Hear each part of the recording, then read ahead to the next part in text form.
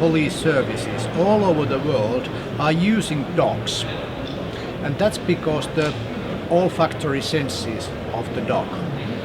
Even nowadays, we haven't realized what the dog is capable to do. There are so many issues where we can use the dogs within a policing. In an early beginning, let's say more than 100 years ago, when the Finland started using the canine, the dog was only for the use of force. It was a tool for the crowd management and assisting a high-risk arrest. But nowadays, it's something different. We have a piece of equipment who's a living, breathing, loving, and reasoning tool. It's not like a rifle that we can zero and leave in a locker and come back a week later.